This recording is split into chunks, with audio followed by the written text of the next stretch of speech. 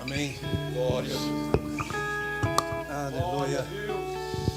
Paz do Senhor, meus irmãos. Que manhã maravilhosa. Amém. Eu não sei se as nossas crianças vão estar saindo para a salinha, mas se forem, façam isso agora. Amém. Vamos abrir as nossas Bíblias, meus irmãos, e vamos escutar aquilo que Deus tem para os nossos corações. No livro de Êxodo, no capítulo de número 20. Números 20.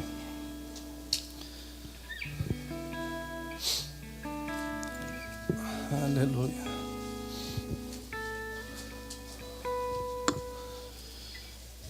Números 20, vamos ler do versículo 1 até o versículo de número 6. Aleluia.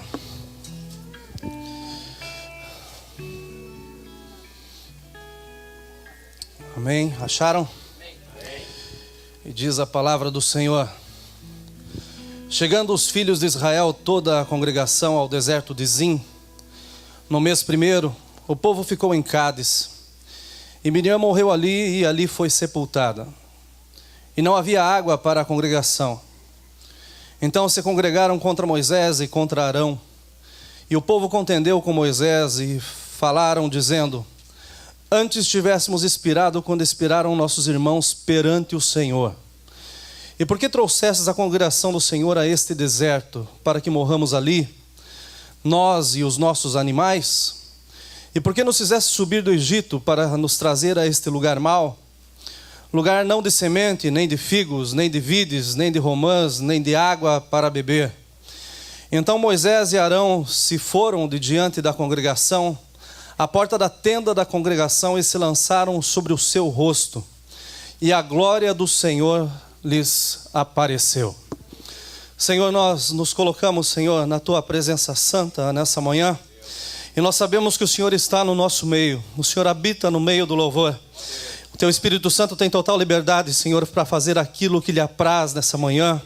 E nós pedimos que Ele o faça, Senhor, segundo a Tua palavra. Molda os nossos corações, muda as nossas mentes. Senhor, trabalha em nossas vidas com total liberdade. Nós somos barro, Senhor, e o Senhor é o oleiro. Então, Senhor, faz das nossas vidas uma obra perfeita para que o Teu nome seja glorificado. Nós colocamos, Pai, todo o espírito de distração, tudo aquilo, Senhor, que não deveria estar aqui dentro. Nós repreendemos, Senhor, para o lado de fora agora, no nome de Jesus Cristo. Nesse lugar só o Teu Espírito tem liberdade, Senhor. E que com essa liberdade também Ele ultrapasse, Senhor, as câmeras, chegue até as casas, até os hospitais, aonde quer que nós estejamos agora, mas que o Teu Espírito trabalhe, Senhor, e faça, Senhor, aquilo que lhe apraz. Nós oramos agradecidos, Senhor, e eu lhe peço, Senhor, que uma vez mais eu me esconda atrás da cruz e que brilhe somente o Teu nome. Que Jesus brilhe nessa manhã, através da minha vida, também em minha vida, para a Tua glória. Amém, amém e amém. Podem se assentar, meus irmãos. Glória a Deus. Eu creio que esse é um dia maravilhoso, não somente porque o Senhor nos despertou e nos deu a liberdade de deixarmos as nossas casas, os nossos compromissos, para estarmos na Sua casa e na Sua presença. Mas eu creio que essa é uma manhã maravilhosa porque nós vamos ser alimentados pela Sua palavra, que é santa, é fiel, eficaz. E eu tenho certeza absoluta que coisas maravilhosas vão acontecer em nossas vidas. Aos irmãos que estão na casa e os irmãos que estão em casa, eu quero relembrar rapidamente o que foi o mês passado aqui na Torre. Durante os 5 domingos nós ministramos mensagens a respeito de um tema nem sempre. E a verdade é que nós entendemos que nem sempre as coisas funcionam segundo a nossa perspectiva humana, mas sempre funcionam segundo a autoridade divina. O nosso Deus não está no controle, o nosso Deus está no comando. Ele comanda todas as coisas e na hora dele todas as coisas acontecem. Nós vimos que nem sempre os ligeiros vencem as corridas. Nem sempre os valentes vencem as batalhas. Nem sempre os sábios têm o que comer. Nem sempre os prudentes ficam ricos. Nem sempre os inteligentes ocupam altas posições. Porém, se você se deu ao direito de ler todo o texto e não somente o versículo de número 11 do capítulo 9 de Eclesiastes, você se defrontou com o versículo de número 12. E esse versículo fala assim, que também o homem não conhece o seu tempo. Deus conhece o tempo. Como os peixes que se pescam com a rede maligna, e como os passarinhos que se prendem com o laço, assim se enlaçam também os filhos dos homens no mau tempo, quando cai de repente sobre eles. Eu creio que é interessante nós lermos sempre o capítulo inteiro, e por que não o livro todo, para que nós tenhamos uma visão completa e não parcial das coisas que Deus quer tratar com a igreja. A minha proposta nessa manhã em Deus, eu despertei bem cedo, fui para os pés do Senhor Jesus, e essa palavra é fresca para nós, é agora. O Senhor quer falar conosco, e Ele me inspirou através do Espírito Santo, a falar com os filhos dos homens, que supostamente pensam que são sempre as vítimas do nem sempre de Deus. Filhos que pensam que estão se enlaçando no mau tempo. Mas hoje o Deus que cuida de todos os tempos, e não somente do tempo bom, está aqui para fazer com que o mau tempo seja transformado em glória para a sua própria majestade. Nós temos muitos brasileiros, temos muitas visitas na casa. E temos pessoas ao redor do mundo que estão nos acompanhando das suas casas hoje. E isso para nós como igreja do Senhor é uma honra. Porque o que nós queremos trazer a vocês é o genuíno evangelho, é a palavra sem mistura. É uma porção que alimenta, não simplesmente enche, mas é uma porção que transforma as vidas. Então para nós é uma honra. E é uma honra saber que existem brasileiros, e nós como brasileiros, com a nossa cultura, nós somos sempre levados em muitas situações a sermos cópias de outras nações. Todos aqui sabem que a maioria dos programas de televisão no Brasil são cópias particularmente dos Estados Unidos. Todo mundo sabe que hoje em dia você vai num shopping, embora o tempo que você esteja aqui, mas se você não souber um pouco do inglês, você vai no shopping e você passa fome na rede de alimentação, na praça de alimentação, porque a maioria das propagandas são redes americanas. Ou seja, a cultura de outras nações estão chegando e entrando com muita força no Brasil. E não entram somente as coisas boas, mas as coisas ruins também entram. Porque na América se fala muito sobre estresse, deu uma acalmada agora por esses dias, mas era o prato do tempo. Todo mundo falava em estresse. Qualquer coisa você dizia, você está estressado. Mas numa das últimas viagens que eu fiz para o Brasil, eu voltei com bastante animado, por causa das conversas que eu andava ouvindo. E a moda naquele momento era dizer que todo mundo havia surtado. Todo mundo falava, e fulano como está? Esse surtou. E aquele surtou também. E o outro surtou. E aquele outro está surtando. Ou seja, todo mundo estava surtado. Não era estressado, mas estava surtando. A conversa na mesa, a conversa no final dos cultos, no ponto de ônibus, nos correios, no mercado, na praça de alimentação, nas lojas, em todo lugar era isso. Olha, fulano surtou, ciclano surtou, olha, Beltrano também surtou. E eu escutei tanto isso lá que eu quase surtei também no meio do povo. Mas, graças a Deus que a passagem de volta não era tão longa. Então eu vim para casa, mas vim com essa palavra, surtou. E daí você fica olhando as pessoas e fica dizendo, esse está surtando, aquele surtou. E você já tem o verbo inteiro para falar de todo mundo. Mas essa semana teve um post no Face, eu achei interessante, porque a irmã Vane colocou um post sobre uma conversa dos dois filhos. São duas crianças, eu creio que o maior tem 5 anos. E ela escutou ele falando no quarto para a irmã menor, durante uma brincadeira, ele falou assim, olha, eu estou frustrado. Eu estou frustrado com você, você não entende o que eu quero. Ou seja, crianças estão surtando. A verdade é que essa questão de frustração ela é muito comum. Essa questão de você dizer que está surtado, ela é muito comum. Mas a verdade é que nada mais é do que o homem que está se enlaçando no mau tempo. É o homem que não está suportando as condições, as situações que está passando. E daí ele vai de acordo com aquilo que parece ser moda. E com o mau tempo, assim como os pássaros e assim como os peixes, eles acabam caindo nas arapucas ou acabam caindo nas redes. E pelo fato de não achar uma saída e de terem os seus olhos postos na situação e não no plano, porque nada acontece na nossa vida que não seja permissão do nosso Deus. Mas daí a pessoa fica com o olho na situação e não no plano de Deus, ela não consegue ver a saída. Mas o nosso Deus, Ele não só vê a saída, Ele vê a entrada, e Ele está conosco durante o momento e sai conosco e nos dá vitória em todo o tempo. Mas as pessoas acabam vendo a situação e acabam agindo precipitadamente e sem controle. O surtar é isso, é você perder o seu controle. E um dos lugares que as pessoas mais surtam, com mais frequência, é no trânsito. Se você colocar surtar no YouTube, ou road rage no YouTube, vocês vão ver que existem incontáveis vídeos de pessoas que surtaram no trânsito. Apareceu um até de uma ex-presidenta que surtou no gabinete esses dias, mas detalhes. Eu particularmente, para começar o meu dia bem, eu tenho que sair de casa antes das 6 da manhã, porque a minha help ela mora no final da Hillsboro, passando a 275. Então para sair da minha casa até a casa dela são 12 milhas. E se eu sair depois das 6 da manhã, meus irmãos, ninguém anda na Hillsboro. O tráfego é pesado. Na verdade é ridículo o que acontece no trânsito. E é ridículo a forma como alguns dirigem no trânsito também. E não são só mulheres, podem ficar tranquilas.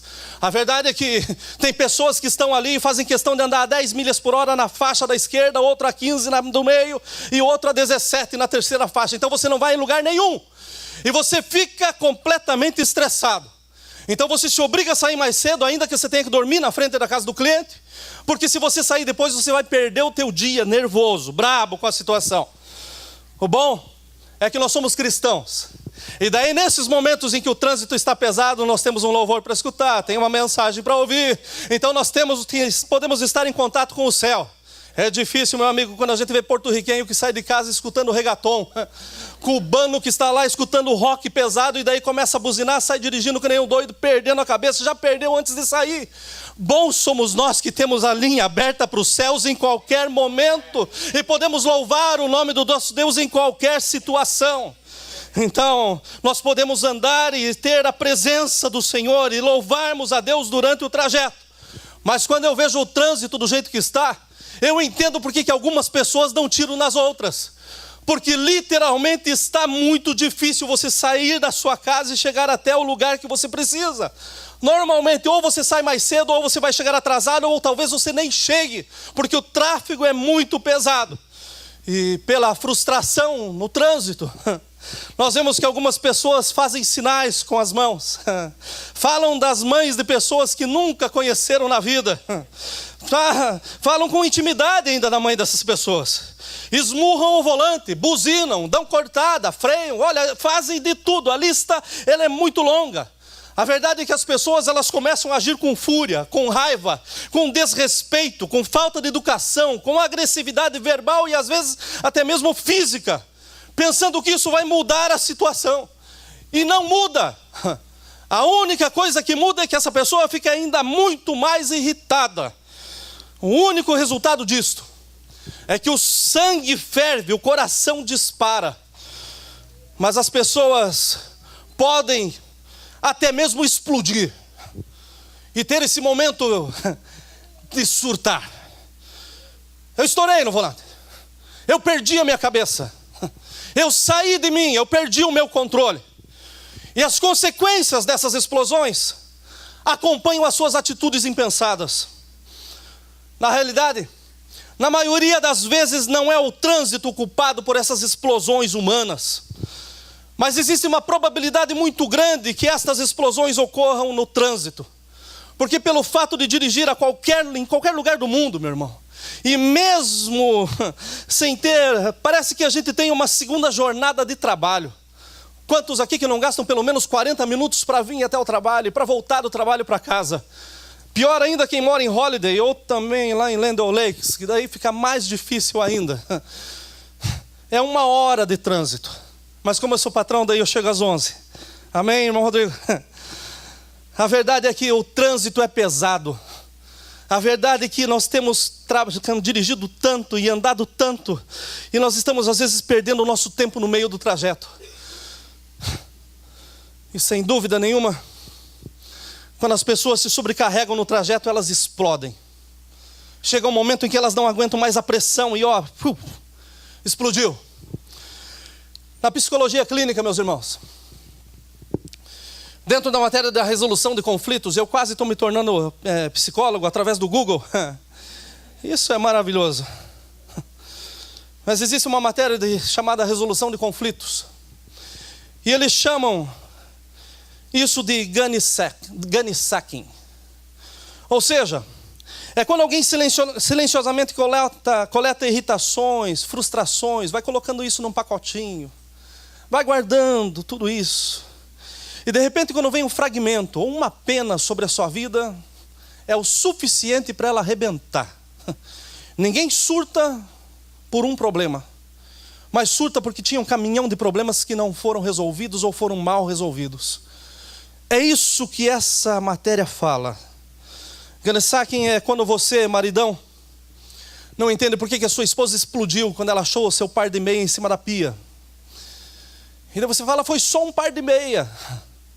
Mas para ela não foi só o par de meia, foi você ter esquecido de dar um presente no dia dos namorados. Foi ter esquecido o dia do aniversário dela.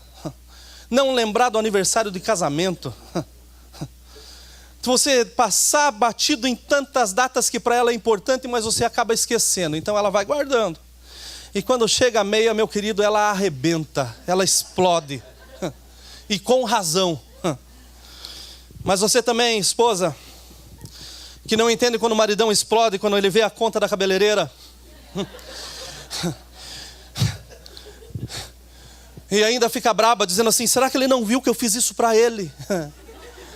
Mas deixa eu te falar bem claro que ele não ficou bravo por causa da conta. E nem tampouco por causa do resultado. Não, ele amou o resultado. Mas é que ele está guardando com ele porque você nunca foi levar um prato de comida na obra e dizer para ele, olha, eu valorizo o teu dia de trabalho. Porque você nunca ligou durante o dia para dizer assim, olha, eu te amo. Enquanto ele está esperando uma palavra de ânimo, olha, pode ter certeza que o eu te amo vai fazer com que ele trabalhe que nem um leão. Ele começa a guardar as coisas. E já essas coisas vão se avolumando. Você entra na dieta e só faz abobrinha e chuchu. E daí quer fazer bolinho de carne quando o cidadão ama picanha. E ele vai guardando isso. E de repente, quando chega a conta da cabeleireira, minha irmã, ele arrebenta. Isso é gunny sacking. É você ir guardando as coisas pequenas a um ponto que se avoluma e de repente tudo explode. Tudo arrebenta.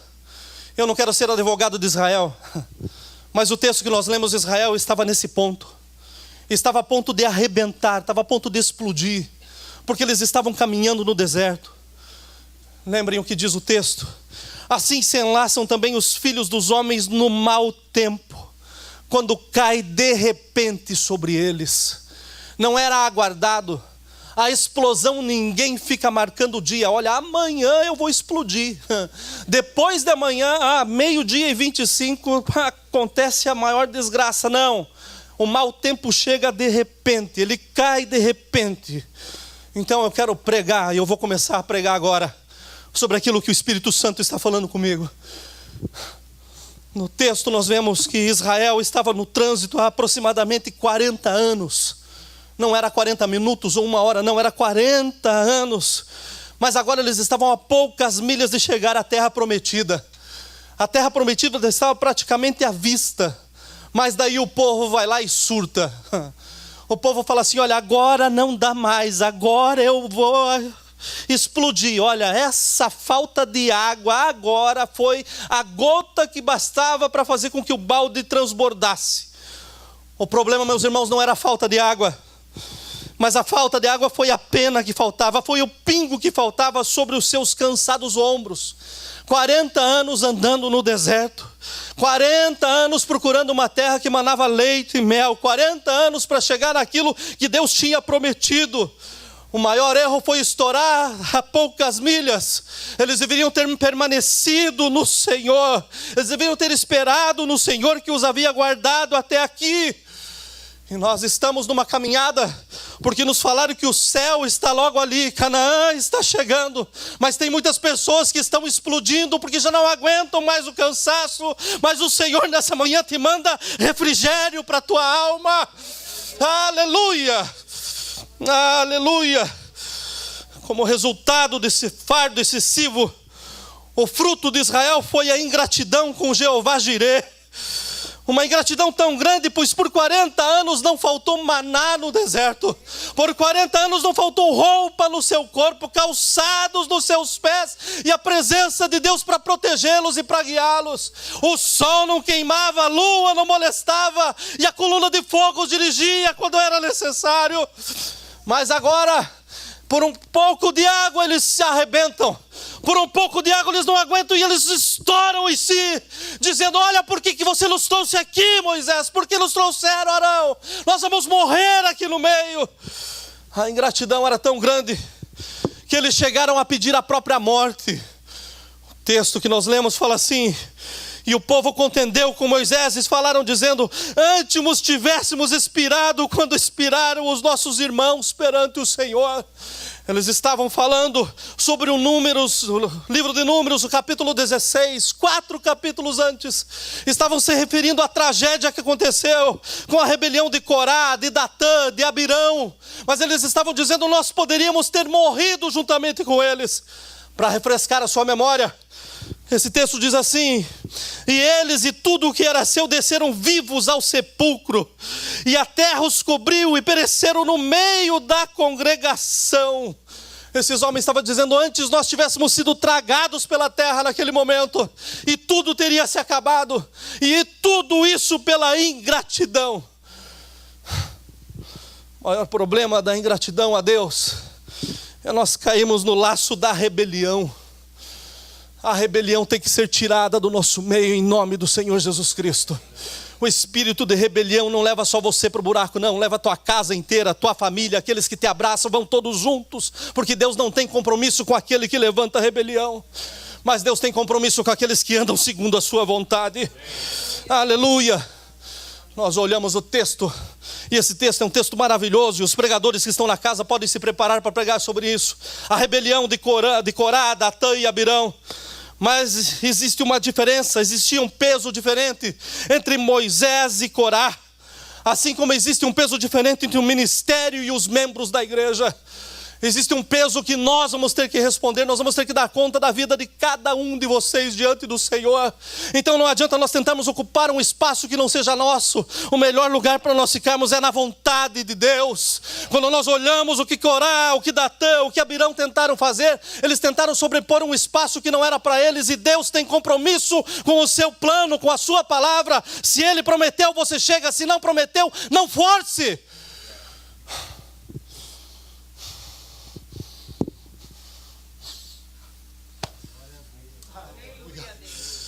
Aleluia. Aleluia. Todos nós seremos julgados. Ninguém aqui vai passar por carteiraço quando chegar diante de Deus. Era pastor da Torre Forte, entra. Tinha 30 anos de ministério. Para a fila, filho. É individual. Cada um de nós vai dar peso e resposta daquilo que nós fizemos. Corá pagou com a sua própria vida, mas o Senhor está aqui para renovar a sua vida enquanto é tempo. Nós seremos julgados, porém os pesos serão diferentes, e esse peso pesa no meu ombro. Todas as vezes que me chamam de pastor, a minha perna treme. O meu coração, ele vive desmanchado diante do Senhor, porque eu sei que eu vou ter que dar conta sobre todas as coisas que eu faço em nome de Deus.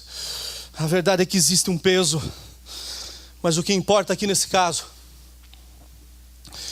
é que os ingratos israelitas estavam sendo levados ao extremo pelo nosso Deus. Não era o diabo que os levou para o deserto, não foi o diabo que secou a água, não foi o diabo que pesou a vida deles, não. Era Deus levando esse povo ao extremo. E eles estavam preferindo ter morrido 4 capítulos antes.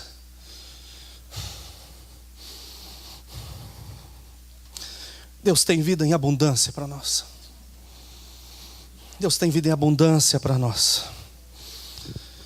Eu falo nessa manhã para alguém que está no extremo. Para alguém que está prestes a surtar. prestes a explodir. Olha, a luzinha vermelha, pastor, já está acendendo. Pelo Espírito está apagando agora. O alerta laranja, pastor, já está aí há tanto tempo. Meu Deus está colocando uma luz verde na sua vida. Eu falo com você que está pronto para explodir. E eu te lembro que através da palavra de Deus, Deus não nos dá peso que nós não possamos suportar. Ele conhece a nossa estrutura. Deus é Deus de vivos, não de mortos. Deus não queria esses homens mortos, mas Ele não aceita a rebelião. O nosso Deus é justo. E pelo fato dele ser justo, Ele age da forma como Ele quer. E cabe a nós aceitarmos as mãos de Deus fazendo. Mas Ele fala conosco nessa manhã. O deserto que nós estamos passando não é o nosso destino. Aleluia. Aleluia. Mas faz parte do trajeto. Aleluia. Faz parte do trajeto. Israel só encontrava vitória quando saía do deserto. Mas no deserto Deus sustentava. Aleluia. Meu irmão, Canaã está logo ali. Nós estamos indo para casa. Portanto, sigamos e prossigamos sem nos cansar, sem reclamar, sem contender, sem nos rebeliarmos, sem fazermos com que o Deus seja completamente constrangido como se Ele fosse injusto. Mas sigamos a carreira que nos está proposta. E a carreira é esta, é seguir os passos do Mestre para chegarmos aonde Ele está preparando uma mansão para nós. Vale a pena confiarmos no Senhor. Depois de anos, pela graça de Deus e pelo cuidado de Deus, eu já não sabia mais o que era andar num carro com mangueira partida. Mas nessa minha ida para o Brasil, eu fui me encontrar com um irmão, a gente foi almoçar. E o irmão falou assim: pastor, vamos com o meu carro. Eu falei: sem dúvida. E quando eu entrei no carro do irmão, eu vi que tinha uma porção de garrafa d'água no lado do passageiro. E a gente não precisa ser espiritual para reconhecer algumas coisas. Um sol danado, o carro sem ar e o vidro não baixava. O primeiro lugar que nós fomos, o irmão parou embaixo de uma sombra, de uma árvore. Eu falei: oh Deus, aqui tá bom. O sol moveu. Quando voltamos para o carro, parecia uma estufa. E daí o irmão olhou para mim e falou: pastor, só um minutinho, o senhor me dá uma ajuda, segura o capô, tem que pôr uma aguinha aqui. E ele pega a água que estava dentro do carro, que eu acho que estava mais quente do que a que estava no radiador. E daí, além de pôr a água e a água ter que fazer o seu trabalho, nós tivemos que ficar sentados do lado de fora do carro esperando com que o carro se refrescasse. Seria bom se fosse só isso, mas eu fiquei o dia inteiro com esse irmão. E foi o dia inteiro parando o carro na sombra, colocando água no radiador. E no final eu falei: meu irmão, arruma essa mangueira, pelo amor de Jesus Cristo. Mas existem momentos na nossa vida que a gente tem que parar, porque a gente está muito quentinho, muito aquecido. Então, se tem uma sombra que eu amo, é a sombra do onipotente Deus. E daí eu me coloco ali, e em pouco tempo existe um refrigério para minha alma, para minha vida. Ele providencia água fresca, água limpa. E daí eu continuo podendo andar um pouco mais. Hoje é dia de celebração, meus irmãos. Em poucos minutos nós vamos participar do pão e do cálice em memória àquele que foi levado ao extremo, porém não surtou. O nosso Jesus não surtou. Não. Ele morreu como um cordeiro. Mas hoje nós celebramos porque Ele ressuscitou como um leão. Aleluia. Aleluia. Ele está aqui. Aleluia. Aleluia. Aleluia. Eu creio que na nossa desgastante jornada nesse deserto,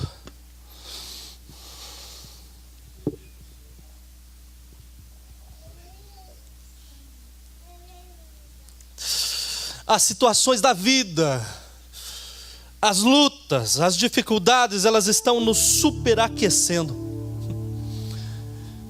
Então o meu convite para a igreja essa manhã é que nós façamos uma parada obrigatória.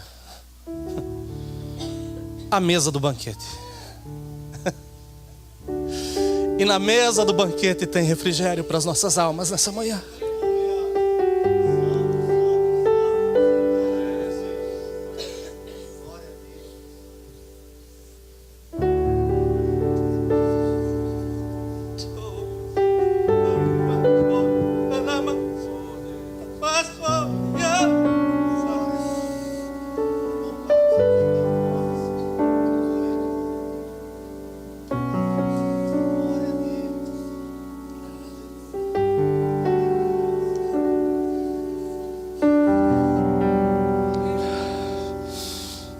Israel estava surtando porque queria água. Nessa manhã nós celebramos porque nós temos sangue de Jesus Cristo. Sangue é vida, meus irmãos. Então não desista. Não desista. Porque pelo sangue nós temos perdão.